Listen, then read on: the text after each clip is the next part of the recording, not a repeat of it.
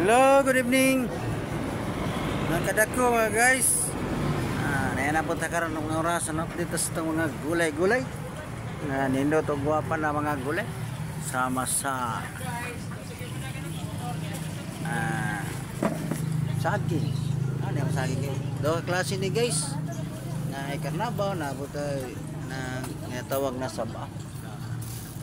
So aside from that na putay inatawag na kuan kaning dynamites o di po mabitin ang atong kamatis. Aside from that na butay aside from that na sili na butay Bombay. Aside from that na butay inatawag na buyo na green o nabubuyo na pula. So natay sayuti o Bombay.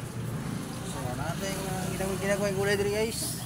Sama sa talong, okra, o upo, say, dahon sibuyas. Na di mabitin ang atong kalabasa. So napatay yung pino o siyuti. Isa mabitin ang atong mais.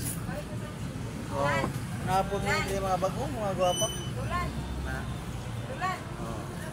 So una lang. So moto guys, napili kamote guys oh.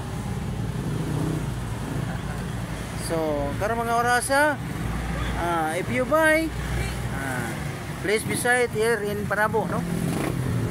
Located at Barangay Santo Niño, Panabo City, away from the St. Peter Chapel, no?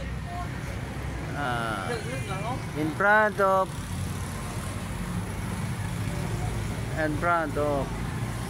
Catholic Church.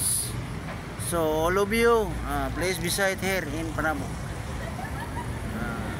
So all of you, God bless and more power. Don't forget to follow and share my video. Thank you. Bye.